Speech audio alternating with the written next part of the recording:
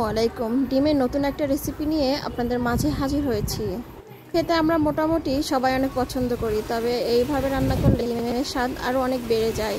তো এর জন্য আমি পুরো রেসিপিটা আপনাদের সাথে শেয়ার করতে চলেছি। প্রথমেই চুলায় একটি কড়াই বসিয়েছি এবং আমি প্রথমে ডিমগুলো ভেজে নেব। এর জন্য এখানে আমাদের বাড়িতে যে কজন সদস্য সে কয়টি ডিম নিয়েছি। তো এখানে ফ্রাই প্যান বসিয়েছি, দিয়ে দিলাম পরিমাণ মতো তেল। এবার আমি একে একে ডিমগুলো ভেজে নেব। তো আমি দিলাম ডিম ভেঙে, একসাথে আমি বেশ কয়েকটি ডিম দিয়ে দিব ফ্রাই প্যানে। এরপর সামান্য একটু লবণ দিয়ে ডিমগুলো ভালোভাবে ভেজে নেব। বেশি ভাজার দরকার নেই, জাস্ট একটু এপিট ওপিট হালকা করে ভেজে নিলে হয়ে যাবে। তো আমি ঢাকনা দিয়ে একটু ঢেকে দিলাম।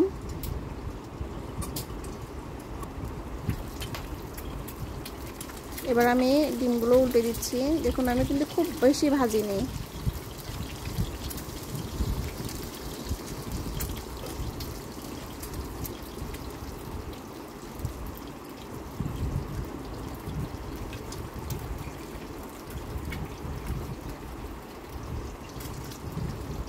ডিমের একই রেসিপি খেতে কিন্তু অনেক সময় একঘেয়েমি চলে আসে, তাই এভাবে রান্না করেছিলাম। এবং রান্নার মাঝে ফাঁকিবাজি রান্না বলা যায় এটা, কেননা খুবই চটজলদি এই রান্নাটা হয়ে যায়। আর আমি মাঝে মধ্যেই এটা রান্না করি, আর বিশেষ করে যখন আমার রান্না করতে ইচ্ছে করে না তখন। আমার মতো কে কে রান্না এভাবে ফাঁকিবাজি করেন অবশ্যই জানাবেন। আসলে সব সময় তো আর ভালো লাগে না রান্না বান্না করতে, তাই যখন একদমই ভালো লাগে না তখনই আমি মজার মজার সব খুবই অল্প সময়ে যে রান্নাগুলো করা যায় সেগুলোই করার চেষ্টা করি। তার মধ্যে এই রেসিপিটাও একটা। তো আমি দেখতে পাচ্ছেন একবার আমার ডিমগুলো ভাজা হয়ে গেছে, পরবর্তীতে আবারও ডিমগুলো ভেজে নিচ্ছি। তো আমি ডিম ভেজে এখানে তুলে নিয়েছি সবগুলো ডিম। দেখতেই কত লোভনীয় লাগছে, তাই না? তো চুলায় একটি কড়াই বসিয়ে দিলাম। এবার সেই ডিম ভাজার তেলগুলোই দিয়ে দিব এই কড়াইয়ে।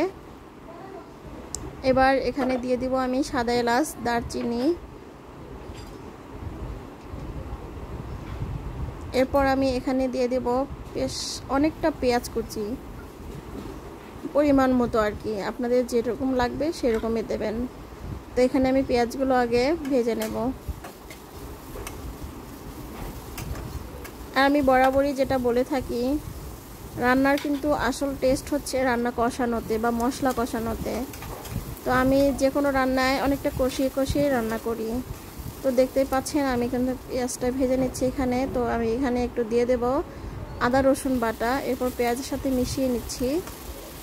এতে করে পেঁয়াজটা অনেকটা নরম হয়ে যাবে এবং ভালো হবে আর কি। আমি এভাবেই রান্না করি আর এভাবেই আপনাদেরকে দেখাচ্ছি।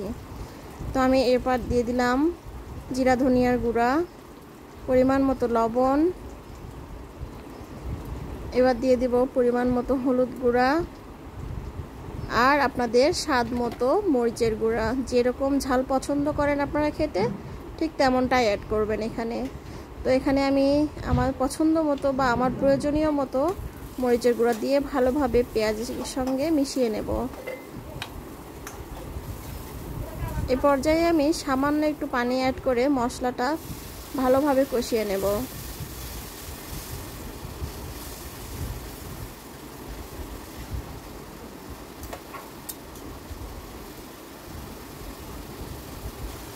তো আমার মশলাটা প্রায় কষানো হয়ে গেছে, দেখুন উপর দিয়ে কিন্তু তেল ছেড়ে দিয়েছে। তখন আমি ভেজে রাখা ডিমগুলো দিয়ে মশলার সাথে মিশিয়ে নেব। বিশ্বাস করুন এত সুন্দর ঘ্রাণ আসছিল রান্নার সময় যে এখন যখন ভয়েস দিচ্ছি তখনও আমার খেতে ইচ্ছে করছে। আর অবশ্যই খুব তাড়াতাড়ি হয়তো আবারও এইভাবে বানিয়ে খেয়ে ফেলবো। তো এরপর বেশ খানিকক্ষণ নেড়ে চেড়ে কষিয়ে নিয়ে আমি পরিমাণ মতো পানি দিয়ে দিলাম রান্নার জন্য। এই পানিতেই আমি রান্না করে নেব, খুব বেশি ঝোল রাখবো না, এটা গায়ে গায়ে রাখলে খেতে বেশ ভালো হয়। তো আমি ঢাকনা দিয়ে ঢেকে রান্না করে নিলাম। তো এই ছিল আমার মজার রান্নাটি। আমি কিন্তু নামানোর সময় একটু ভাজা জিরার গুঁড়া ছিটিয়ে নামিয়ে নিয়েছিলাম। তো আপনাদের কাছে কেমন লেগেছে আমার এই রেসিপিটি অবশ্যই জানাবেন।